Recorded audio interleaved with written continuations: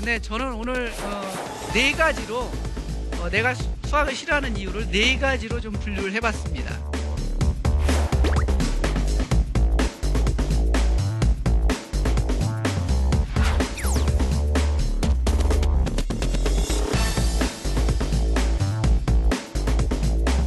그 기초를 교과서로 다지고 책을 읽어서 이놈을 탄탄하게 하고 사고력을 키우고 생각의 힘을 넓히는 거. 이게 바로 수학을 잘할 수 있는 길입니다.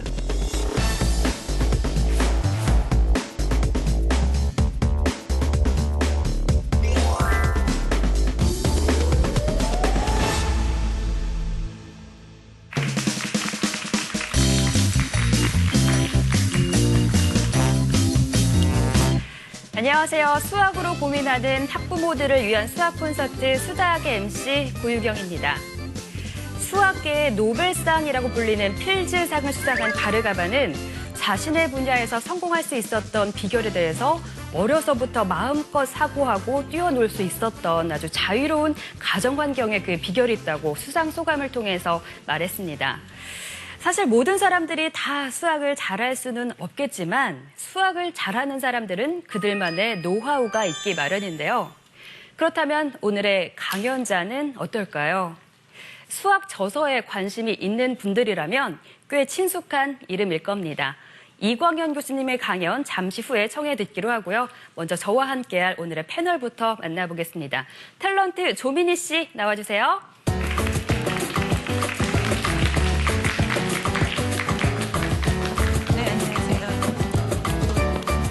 안녕하세요. 안녕하세요. 조민희입니다. 반갑습니다. 네, 좀 오랜만에 뵙는 것 같아요. 잘 지내셨어요? 글쎄 말이에요. 자주 좀 불러주셔야지. 그 엄마가 이제 아는 만큼 보인다고 엄마가 많은 거를 알아야 또 저희 아이들을 잘 가르칠 수가 있잖아요. 네. 그러니까 띄엄띄엄 불러주시니까 아이가 공부가 안 되는 것 같아요. 근데 뒤에서 들어보니까 뭐 수학 공부를 잘하게 하기 위해서는 마음껏 사고할 수 있는 힘을 많이 길러줘라. 네. 이런 얘기를 듣고 나서 아이들에게 좀 개입을 좀 덜 해야 되겠다라는 생각을 이렇게 하고 왔거든요. 뒤에서. 좀 풀어줘야 된다고 하는데 사실 부모 입장에서 쉽지 않으실 거예요. 그렇죠. 아무래도 이제 욕심이라는 게 앞서다 보니까 우리 아이들에게 좀 더 잘하라는 이런 마음이 앞서게 돼서 어떻게 보면 애들한테 미안하기도 하지만 그런 마음을 이제는 좀 내려놓으려고 사실 마음을 먹고 있거든요. 네. 예. 오늘의 또 이제 강연을 들어봐야 될 텐데요. 네. 오늘의 강연자께서는 수학을 알면 세상이 아름다워지고 경이로워진다 뭐 이런 말을 하셨다고 합니다. 어떻게 하면 수학이 아름다워지고 경이로워질 수 있을까요? 이광현 교수님 모셔볼게요.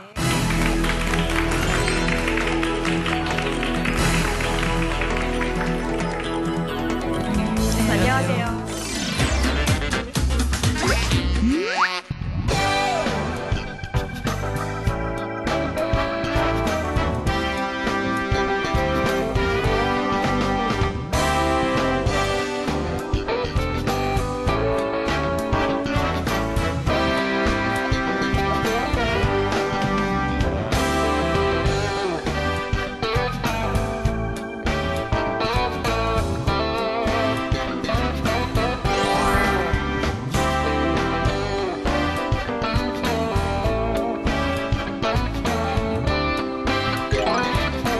쉽게 생각하면은 쉬운데 항상 수학은 너무 어렵다고 생각하고 그래서 사람들이 그 어렵다는 생각 속에 갇혀 있기 때문에 수학을 더 어렵게 생각합니다.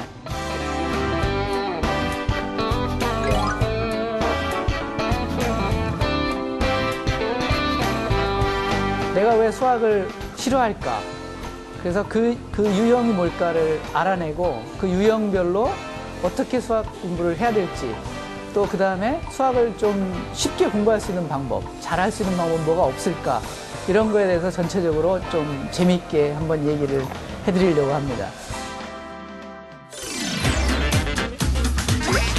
네, 반갑습니다. 네, 반갑습니다. 교수님께서는 일상을 아주 흥미롭게 수학으로 풀이한 그런 저서들을 굉장히 많이 지으셔서 팬이 굉장히 많으시다고 들었어요. 거짓 20여만 명이다라는 얘기를 들었는데 그 정도면 수학계 아이돌이다라고도 과언이 아닌데 사실 저도 인기를 얻어야 하는 그런 직업인데도 불구하고 그런 인기를 한 번도 받아보질 못해서 비결이 있다면 좀 가르쳐 주세요. 네.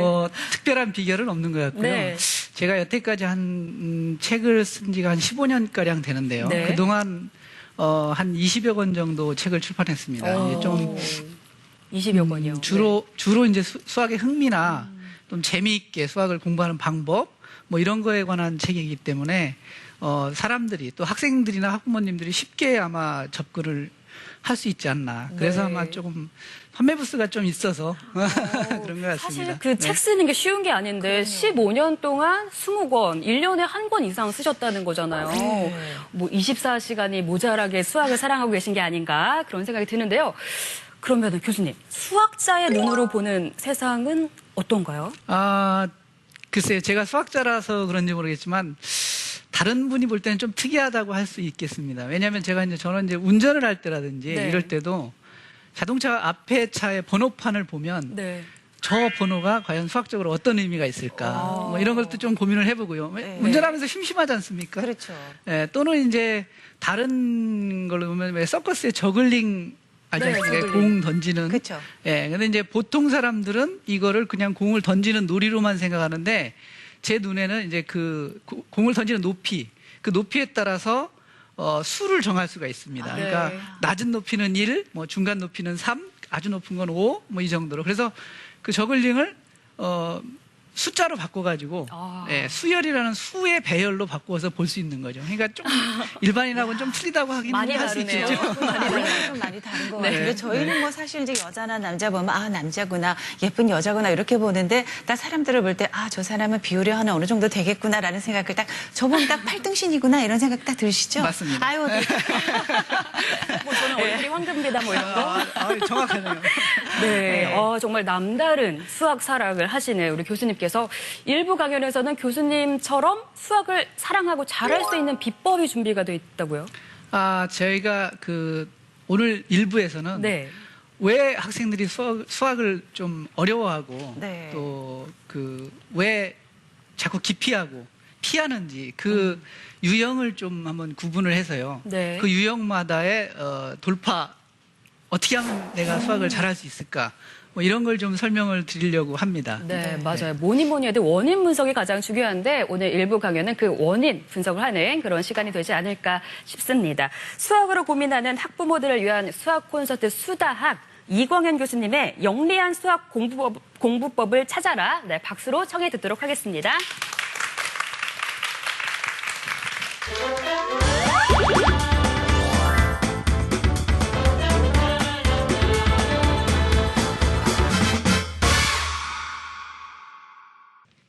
예. 근데 보통 수학하면 수학을 뭐라고 생각하십니까? 우리가 이제 이게 수학이 뭔지를 알아야지 수학을 공부하는 이유도 알고 수학을 못하는 이유도 알 수 있습니다. 보통 수학이라고 그러면요. 일반인들이 생각하기에 대학 가려면 꼭 해야 되는 거. 보통 그렇게 생각하지 않습니까? 근데 사실은 수학은 대학 가기 위해서만 필요한 게 아니고 우리가 일상생활 또 이런 걸 하기 위해서도 굉장히 필요한 거고요. 사실은 수학을 뭐다라고 정의한다면 저는 수학은 생각을 자유롭게 하기 위한 과목이다 이렇게 말씀드리고 싶습니다. 그리고 우리 주변에 수학이 널려 있기 때문에 어디서든지 찾을 수 있습니다. 근데 이제 그걸 찾기를 거부한다든지 또는 보여도 보질 않는 이런 것 때문에 수학을 멀리하게 됩니다. 제가 좀 하나 PPT를 좀 보여드리겠습니다. 수학이 우리 주변에 있다라는 걸 보여드리는 건데요. 지금 이거 보시는 게 무엇인지 아시겠습니까? 네, 이게 마트인데요. 여기 지금 이 마트에 잘 보시면 물건이 막 흐트러져 있지 않고 뭐 과자는 과자도 이제 종류별로 돼 있고요. 음료면 음료, 뭐 이렇게 다 종류별로 구분돼 있지 않습니까? 이렇게 구분해 놓는 것이 바로 수학적인 생각이고 수학을 한 겁니다. 이걸 막 흐트러 놓으면은 내가 슈퍼에 가서 원하는 물건을 또는 손님이 원하는 물건을 쉽게 찾을 수 없겠죠. 저렇게 구분해 놓고 분류하고 몇 개 있다, 없으면은 앞으로 필요하겠다, 이런 걸 예측하고 다 해놓는 것이 바로 수학입니다. 근데 우리는 너무 어렵게 생각해요, 그거를. 바로 옆에 있는데도 너무 어렵게 생각합니다. 그래서, 그 어렵게 생각하는 것이 바로 수학을 못하게 되는 첫 번째 원인이고요. 그 다음에 수학이 어떤 과목이냐, 이런 과목이기도 합니다. 지금, 보시면, 제가 좋아하는 야구, 경기 중에 제가 최고 좋아하는 게 이제 야구인데요. 야구를 좀 제가 예를 들어서 설명을 드리겠습니다.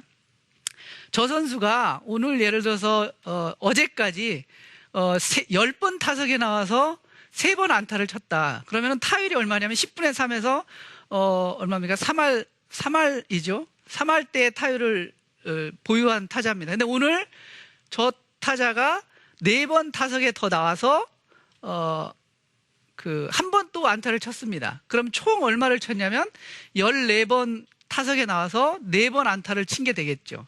그래서 이 타자의 타율은 2할 8푼 6리입니다. 근데 이걸 계산하려면은요, 원래 하려면 어제까지 친 게 10분의 3, 오늘은 4분의 1. 이거 더하면은 원래는 통분해서 초등학교에서 그렇게 배우지 않습니까? 분수의 덧셈은 분모를 통분해가지고 같은 거로 통분해라는데 이걸 통분하면은 전혀 큰 수가 아주 엉뚱한 수가 나오죠. 근데 실제로는 어떻게 하느냐? 분모는 분모끼리 더하고 분자는 분자끼리 더합니다. 그래야지 2할 8푼 6리라는 타율이 나오죠. 실제 야구에서도 이렇게 계산을 합니다. 근데 우리 이것을요, 이렇게 실제로 초등학교에서 계산하면 혼나죠. 틀립니다. 이거 우리는 뭐라고 하느냐? 바보셈이라고 합니다. 틀려요, 셈이.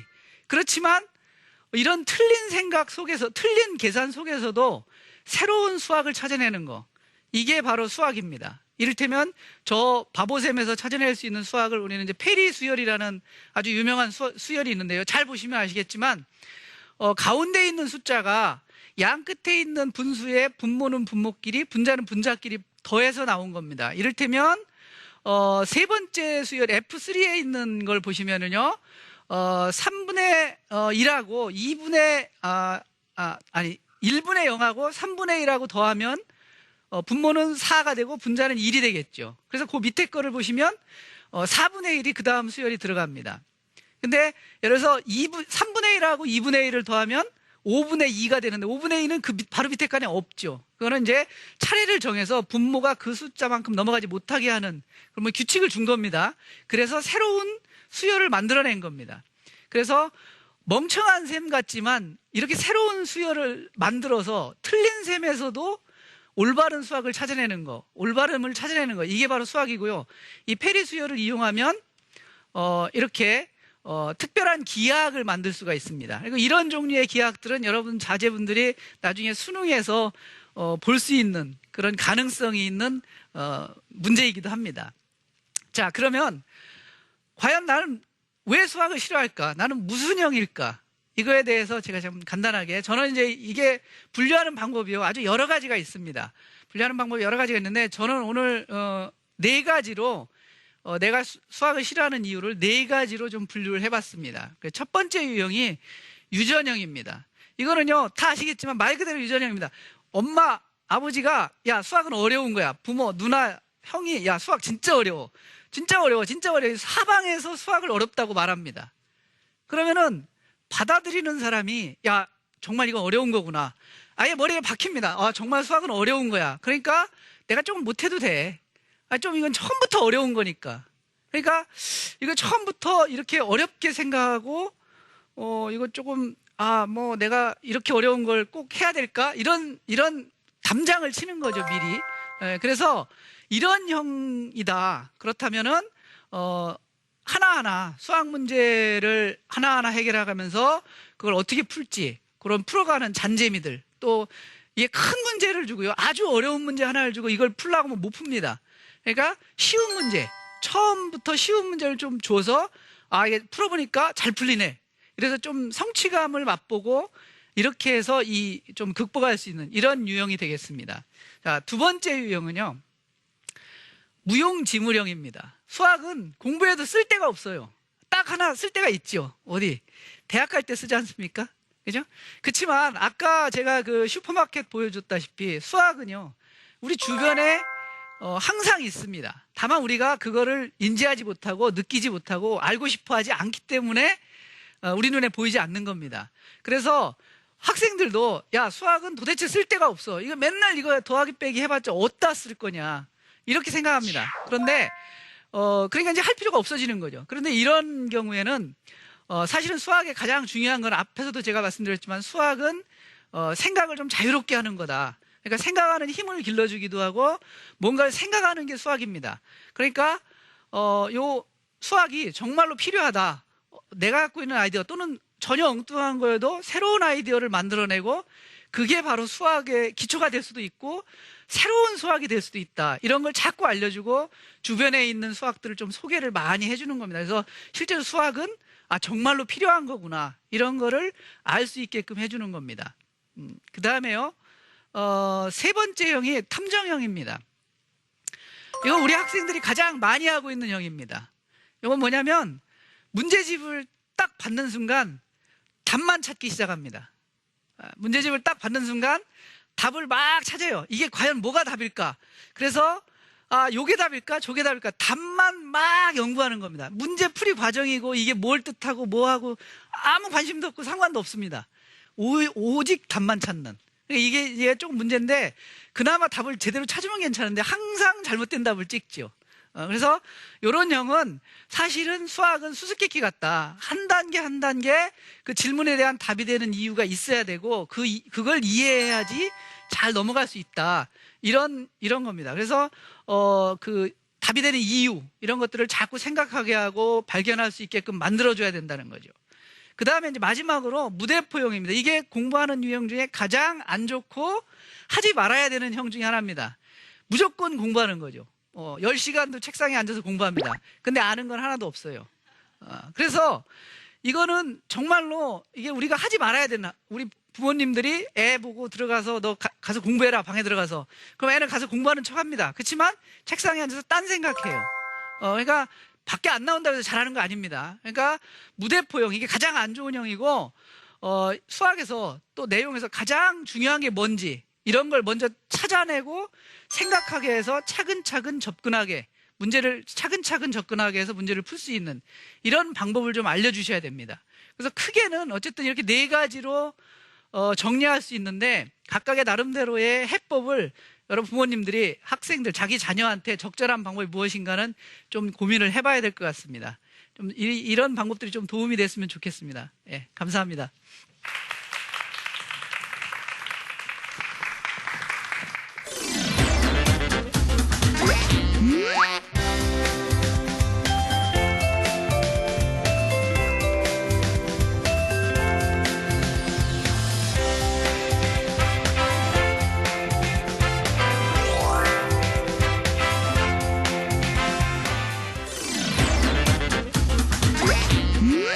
네, 일부 강연에서는 수학이 싫은 이유와 또 해결 방법에 대해서 알아봤는데요.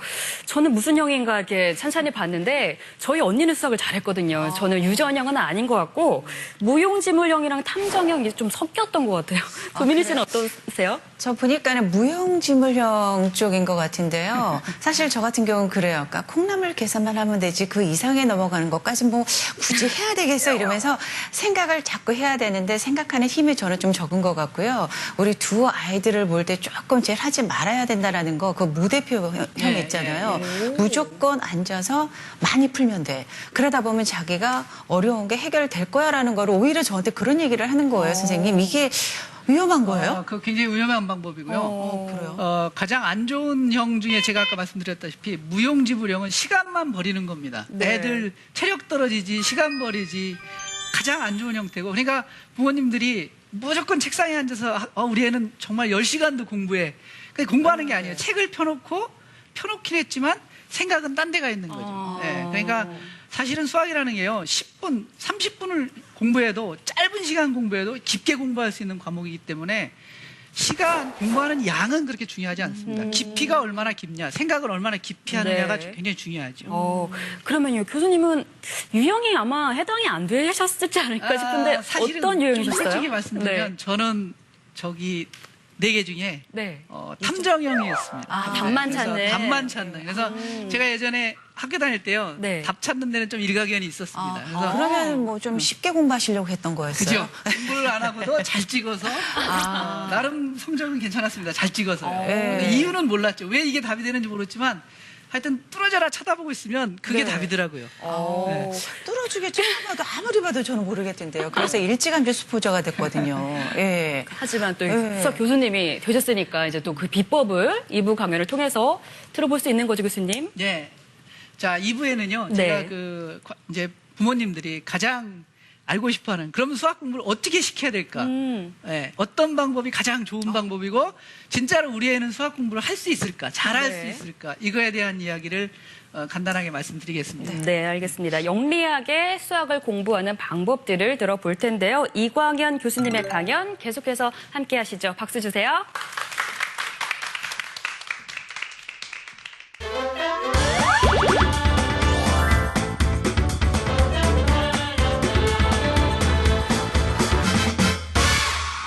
그 수학은요, 사실은 어려운 게 아닙니다. 그러면 이제 수학은 쉬운 건데 너무 어렵게 생각하니까 쉽지 않은 거죠. 그러려면 이제 그래서 우리가 수학을 잘해야 되는 게 도대체 어떻게 해야지 잘하느냐? 그 여러 가지 조건이 있는데요. 사람들이 저한테 물어보는데 저는 이제 이따가 말씀드리겠지만 두 가지가 결론입니다.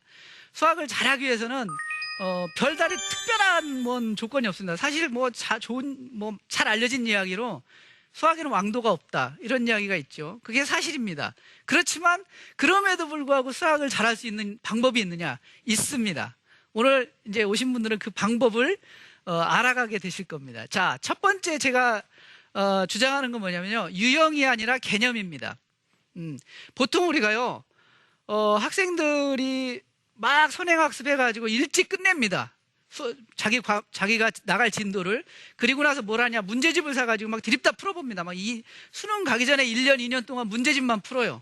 근데 그렇게 해가지고는 절대로 개념을 잡을 수 없습니다. 유형만 100개를 봐가지고는 절대로 알 수가 없습니다. 제가 이제 좀 쉽게 유형과 개념이 뭔지를 좀 쉽게 설명을 드리겠습니다. 이 사람이 누군지 아십니까? 제가 왜 이 사진을 올렸을까요? 네, 제가 가장 좋아하는 배우 중에 하나입니다. 저 배우가 한효주 씨죠? 네, 그러면은 다른 배우를 또 보여드릴게요. 이 배우는 누굴까요? 이분은 한효주 씨입니까? 이거 한효주 씨인지 어떻게 알았죠? 얼굴이 똑같다. 네, 아니, 네, 입은 옷이 틀린데요. 네. 사람이 그대로여서 머리 모양도 다른데, 제가 보기엔 다른 사진을 좀 보여드릴게요. 이 사진은 어떻습니까? 이분은 네, 완전 한효주요. 네, 그럼 이분은 어떨까요? 똑같이 한효주일까요? 이 네 배우가 한효주인지 어떻게 알았습니까? 얼굴이 똑같고 그 한효주라는 느낌이 있죠. 어떤 한효주라는 배우 하면 떠오르는 그 느낌이 있습니다. 그렇지만 그 배우가 어떤 날은 저렇게 오리털 파카를 입고 나오고 어떤 날은 쇠터를 입고 나오고 옷이 바뀝니다. 옷이 바뀌어도 변하지 않는 건 한효주는 죽을 때까지 한효주입니다. 그죠? 그러니까 이게 바로 개념과 유형입니다. 지금 옷을 바꿔 입고 나오는 거는 100날 바꿔 입고 나올 수 있습니다. 100번도 갈아입을 수 있고 1000번도 갈아입을 수 있어요. 근데 우리 학생들은 저 노란 파카 입은 한효주를 막 공부합니다. 근데 그 다음 시험에 쇠타 입은 한효주가 나왔어요. 이거 내가 안 본 문제인데. 왜? 유형이 달라졌어요. 그렇지만 개념은 변하지 않은 겁니다. 근데 그 개념을 어디서 알 수 있느냐? 개념을 가장 잘 설명해 주는 거는 바로 교과서입니다. 우리나라에 시중에 나와 있는 책 중에 교과서만큼 개념을 잘 설명해 준 책은 없습니다. 왜냐하면 다른 책들은요, 다른 문제집이나 참고서들은 심사라든지 어떤 과정을 안 거쳐요. 이 책이 제대로 됐는지 안 됐는지. 근데 교과서는요, 그걸 쓰기 위해서 수학 전문가들이 1년 동안 고민하고 무얼을지를 고민하고 어떤 얘기를 어떻게 전개할지를 다 고민하고 회의하고 밤샘 작업을 합니다. 그 다음에 원고를 써서 책을 만들어서 교육부에 제출을 하면 교육부에서 다시 그걸 전문가들이 모여서 심사를 합니다. 그래서 잘된 책만, 제대로 된 책만 통과가 되고 나머지는 떨어집니다. 근데 여러분들 시중에서 구할 수 있는 대부분의 참고서 그럽니까? 아니죠? 한 2달이면 만듭니다. 교과서만큼 좋고 중요한 책이 없습니다. 그래서 반드시 개념을 잡기 위해서는 교과서를 꼭 봐야 됩니다. 네. 자, 두 번째는요, 문제는 스스로 풀어야 됩니다. 남이 풀어줘서는 백날 소용이 없어요. 막 풀어주는 거, 예를 들어서 과외를 한다. 과외 선생님이 또 학원에 갔다. 학원 선생님이 막 풀어줍니다. 그러면 그 애의 실력이 좋아지는 걸까요? 아닙니다. 과외 선생님 실력, 학원 선생님의 실력이 좋아지는 거예요. 스스로 풀어야 됩니다. 스스로 한 문제라도 고민을 해야 되고요. 자, 이렇게 하려면 뭐가 필요하느냐? 내가 어떻게 하면 수학을 쉽게 풀 수 있을까? 이런 방법이 필요하겠죠. 방법이. 그 방법을 지금부터 알려드리겠습니다. 이건 정말로 중요한 얘기인데요. 그걸 하려면 뭐가 필요하느냐? 발상의 전환 필요합니다. 이게 꼭 생각을 바꿔야 돼요. 또 사고력을 키워야 됩니다. 이 사고력을 키울 수 있는 방법이 있습니다. 이게 제가 이제 일반 학부모님들이나 학생들이 수학 공부 잘하려면 어떻게 해야 됩니까? 물어보면 제가 한결같이 이야기하는 방법입니다. 바로 책을 읽는 겁니다. 좀 생뚱맞죠? 수학 잘하고 싶다는데 어떻게 해야지 수학을 잘할 수 있느냐? 책을 읽혀라. 그게 제가 수학을 잘할 수 있게 만드는 방법이다. 유일한 방법입니다. 그 방법을 그럼 왜 책을 읽혀야지 수학을 잘할 수 있느냐? 그거를 지금 제가 직접 샘플을 하나 보여드릴게요. 자, 왜 제가 독서가 수학의 지름길이냐? 지금 이제 보세요. 이 문제가요. 이번에 9월 수학능력시험 모의고사에 나왔던 문제입니다. 어때요? 이번 문제는 뭐 더 읽을 게 없죠. 그냥 풀면 됩니다. 여러분들은 못 풀겠죠. 저도 못 풉니다. 그렇지만 여러분들 자녀분들은 잘 풉니다. 보는 순간 풀 수 있죠. 왜? 짧아요. 4번은 어떻습니까? 조금 길죠. 저 정도는 뭐 쉽게 읽을 수 있습니다. 그 다음 문제는 어떤가요? 좀 시간이 필요하겠네요. 이거 읽으려면 이게 좀 무슨 얘기인지 이거 뭐 무슨 처음 보는 얘기 같고 좀 시간이 필요합니다. 자, 그러면 이 문제는 어떨까요? 쉬울까요? 이 문제를 읽고 정해진 시간 100분 안에 30문제를 풀어야 되는데요. 저 문제가 나오면 저걸 읽고 읽는 순간 이게 뭘 뜻하는지를 이해해야 됩니다. 읽는 순간. 그러면 책을 읽은 사람이 유리할까요? 안 읽은 사람이 유리할까요? 이거 아주 단적인 비교입니다. 이거 아주 눈에 보이죠? 당연히 읽는 거를 많이 해본 사람이 보는 순간 한 번에 쫙 읽고 이게 무슨 얘기구나 라는 걸 한 번에 알 수 있을 겁니다. 책을 안 읽고 문제만 들이다 푼 학생은요, 문제 글이나 유형이나 이게 좀 바뀌면은 그걸 이해하기 위해서 여러 번 읽어야 됩니다. 여러 번. 그 여러 번 읽는 동안 시간은 이미 흘러가죠. 다른 애들보다 그만큼 문제를 푸는 시간이 늦춰지게 됩니다. 그러니까 당연히 어렵죠. 문제를 이해하는 것도 없고 어렵고 푸는 것도 어렵습니다. 다른 문제 좀 볼까요? 어떻습니까? 길죠? 사실요, 대부분의 수능 문제 30문제가 나오는데 수능은요, 한 15문제쯤은 짧습니다. 문장의 길이가 짧아요. 근데 나머지 문제들은 저렇게 깁니다. 저거 긴 거는요, 저것뿐만이 아니죠. 국어 보세요, 국어. 언어 영역. 지문이 한 페이지입니다. 그거를 한 번에 쫙 읽고 이해를 해야 돼요. 수학도 마찬가지입니다. 수학도 저렇게 긴 문장을 읽고 한 번에 이해를 해야 됩니다. 그게 어떻게 해야지 가능하냐? 방법이 뭐가 있겠습니까? 이해력을 키워야죠. 글을 읽는 속도도 높여야죠. 그 유일한 방법이 바로 책을 읽는 것밖에 없습니다. 자, 그럼 이거가 제 주장이냐? 그건 아닙니다. 사실은 그 교육과정 지금 정확히 생각이 나는데 교육연구원에서 공부를 잘하는 애들의 특징을 좀 조사를 한 적이 있습니다. 2002년도인가요? 그랬더니 저렇게 5가지 특징이 나왔어요. 첫 번째는 어려서부터 책을 많이 읽었다. 두 번째는 자기주도 스스로 했다. 아까 제가 말씀드렸죠? 스스로 했다. 세 번째는 학원이나 여기 안 가고 내가 혼자 했다. 혼자 열심히 공부했다. 네 번째는 최고 신경질 나는 거죠. 공부가 정말 즐거웠다. 이건 조금 특이한, 하여튼 뭐 잘하는 애들이니까요. 그 다음에 5번째가 뭐냐? 책뿐만이 아니고 뭐든지 손에 잡히면 읽는다는 겁니다. 뭐 전단지, 무슨 뭐 과자봉지 이런 거 줘도 우선 읽고 시작한다는 거죠. 그러니까 뭘 줘도 읽는다. 그래서 공부 잘하는 애들의 특징이 바로 저렇게 5가지가 나왔습니다. 근데 이거 다 읽는 거죠. 근데 이 읽는 거는 훈련이 필요합니다. 훈련이. 우리가 훈련 없이도 할 수 있는 게 있습니다. 뭐냐?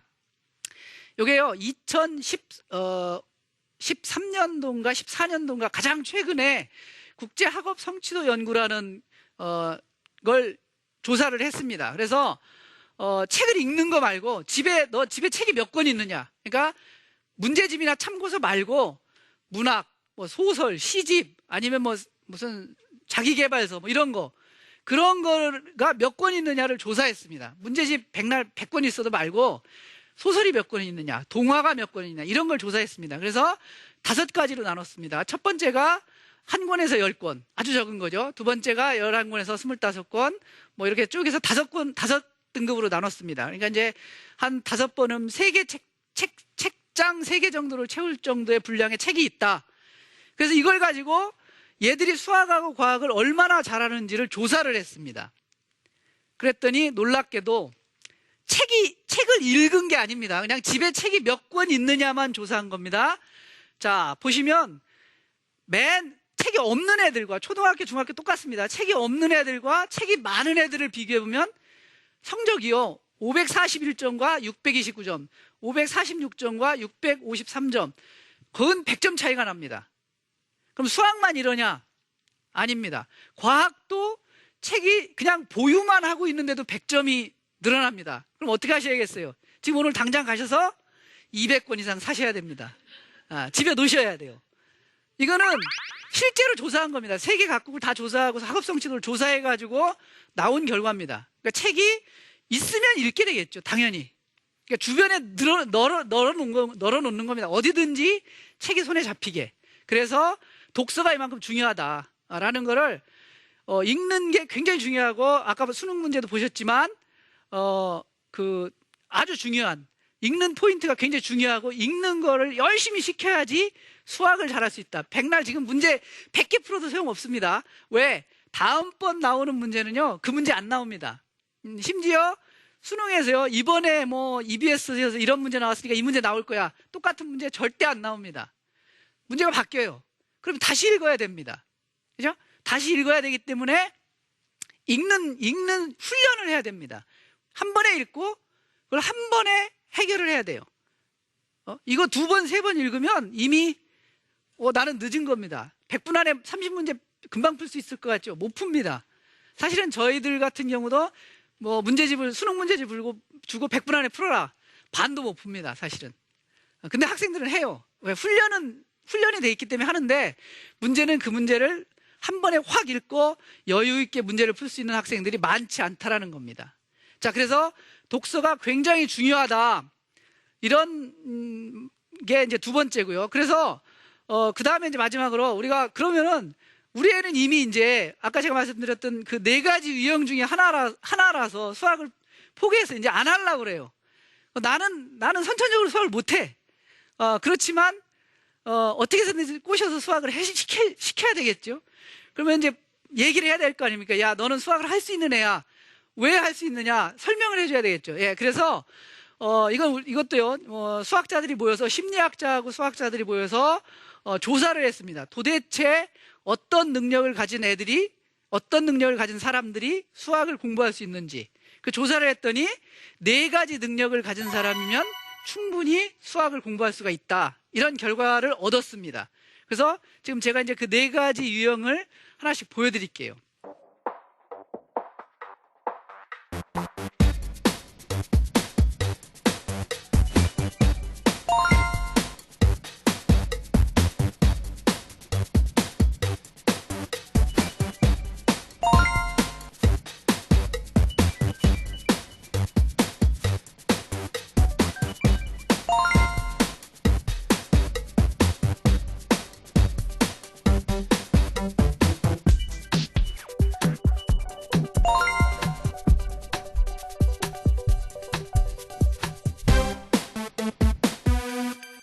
지금 이 4가지가 제가 잠깐 이제 보여드리면 처음 PPT를 돌아가세요. 신발장에 넣을 수 있느냐? 1:1 대응 수학의 기본입니다. 이걸 할 수 있느냐? 2번째는 요리를 할 수 있느냐? 이거는 순서 관계를 이해할 수 있느냐? 3번째는 조합, 진법. 그러니까 크고 작고 뭐가 먼저 나오고 뭐가 나중에 나오고 이런 것들을 알고 그놈들로 합쳐진 거 이런 것들을 이해할 수 있느냐? 이거가 바로 3번째고요. 4번째 게 바로 이 추상화입니다. 그래서 이 4가지만 할 수 있다면 나는 수학을 할 수 있다. 또 너도 수학을 할 수 있다. 사실 생각해 보세요. 여기 지금 오늘 오신 분들 다 이 4가지는 다 초등학교 때만 다 하셨을 겁니다. 다 하셨고 기본적으로 누구라든지 다 할 수 있는 내용들이고요. 근데 이렇게 이런 정도만 할 수 있는 수학을 우리는 너무 어렵게 막, 야, 이거 정말 어려운 거야. 이거 그냥 대학 가야 돼. 대학 갈 때만 필요한 거야. 이거 뭐 어떻게 나는 못하니까 너 저 선생님한테 가서 해. 그럼 선생님만 혼자 열심히 하고 있고 애는 졸고 있고 뭐 이런 겁니다. 그러니까 이렇게 공부하면 안 된다라는 거죠. 그래서 실제로 자, 이제 정리를 해드리면 수학은요, 누구나 할 수 있습니다. 어떻게? 딱 두 가지만 지키면 된다. 첫 번째, 개념을 잘 잡아야 됩니다. 그 개념을 잡기 위해서는 현재 우리나라에서 나와 있는 가장 좋은 개념서인 교과서를 충분히 활용하셔야 됩니다. 대부분의 집에서는 아마 교과서를 받자마자 구석에 튀어놓을 겁니다. 그리고 문제집만 봅니다. 뭐 문제집 참고서 보죠. 근데 그 문제집 참고서에도 앞에 보면은 개념 정리 뭐 이렇게 해서 정리가 돼 있습니다. 그럼 그게 개념이냐? 아닙니다. 애들한테는 그건 뭐냐? 내가 이해할 수 없는 수학 공식에 불과합니다. 그거를 외워야 돼요. 근데 교과서를 보면 그걸 외우게 시키는 게 아니고 이게 왜 이렇게 됐는지를 충분히 설명해 줍니다. 그게 있어야지 내가 왜 이걸 이렇게 풀어야 되고 이 공식이 왜 나왔고 이걸 어디다 써먹고를 알게 되는 거죠. 그러니까 반드시 교과서를 공부를 해라. 교과서를 공부해야지 이야기가 되게 수학이 이제 진행이 되는 거죠. 두 번째가 바로 교과서를 공부한 다음에 이놈을 좀 더 키우려면 책을 읽어라. 책을 읽기 싫다. 사놓기라도 해라. 사놓기라도 하면 언젠가는 읽겠죠. 언젠가는. 어느 순간에는 손에 잡히는 게 책일 테니까 언젠가는 읽겠죠. 그래서 실제로 수학에는 사실 아까 말씀드렸지만 왕도는 없습니다. 수학을 어떻게 잘해야 되느냐. 수학을 뭐 누구는 타고나서부터 잘했느냐. 물론 간혹 타고나서 잘하는 사람이 있습니다. 그렇지만 거의 대부분 일반적인 학생들은 이 두 가지만 하면 잘할 수 있습니다. 근데 이 두 가지를 안 시키고 있어요, 우리가. 교과서도 안 시키고 책도 안 읽힙니다. 오직 학원 아니면 참고서, 문제집 이것만 하고 있습니다. 그리고 그렇게 하다 보니까 애들 흥미 떨어지지, 하기 싫지, 어렵지, 기초가 없으니까 그 다음 단계를 올라갈 수가 없어요. 아까 제가 말씀드렸다시피 순서를 지키지를 못하니까, 왜 그게 나왔는지를 모르니까 이게 위에 올라가도 밑에가 흔들리는 겁니다. 기초가 없으니까요. 그 기초를 교과서로 다지고 책을 읽어서 이놈을 탄탄하게 하고 사고력을 키우고 생각의 힘을 넓히는 거, 이게 바로 수학을 잘할 수 있는 길입니다. 예, 그래서 오늘 아마 그 두 가지 제가 말씀드렸는데요. 수학은 왕도가 없습니다. 있다면 교과서와 독서 두 가지입니다. 꼭 실천하시기 바랍니다. 감사합니다.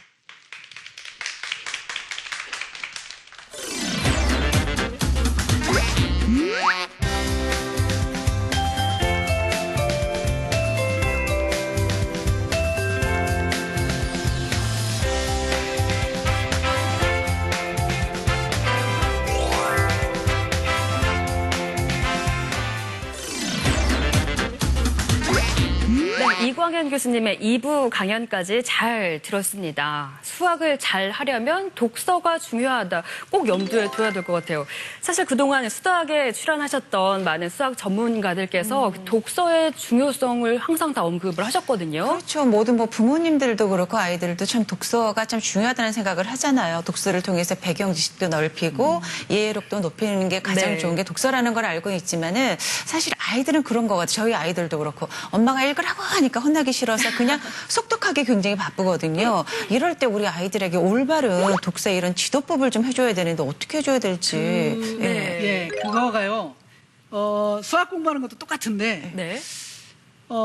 아이들한테 책을 읽히지 않습니까? 읽어라. 이거 책 읽어라. 네. 그럼 애들이 막 읽어요. 다 읽었냐? 읽었다 그러습니다. 그 읽었는지 안 읽는지 어떻게 알 수 어떻게 있을까요? 할까요? 독후감을 모르죠. 좀 쓰라고 할까요? 독후감 쓴다고 해서 아무거나 써놓으면 어떻게 알겠습니까? 예, 엄마가 그래서 알려줬으니까 내용을 알 수 있는 모르잖아요. 예. 방법은 뭐냐면 이 책을 읽어라. 읽고 엄마도 아빠도 같이 읽는 겁니다. 읽고 나서 야, 이 책의 내용을 서로 토론하고 이야기를 해야지 얘가 이 책을 읽고 이해를 했구나. 이 책을 제대로 읽었구나. 이게 표시가 나는 거죠. 같이 공부해야 되겠네요. 예. 야, 지금까지 좀 같이 읽으셨어요? 그런 거 묻지 마세요. 이게 항상 느끼는 게 참 그러니까. 부모님 되기가 쉽지 않은 것 참 같아요. 항상 이렇게 반성을 하면서 커나가는 것 같아요. 아이들하고 같이 성장을 하는 건데 그러면서 부모도 좀 같이 똑똑해져야지 아이들에게만 잘하라 하는 거는 그거는 아이들이 사실 부모님 양심이 없는 것 같아요. 네, 예. 같이 읽어라. 참 같이. 또 큰 교훈 어렵지만. 얻어갑니다. 네.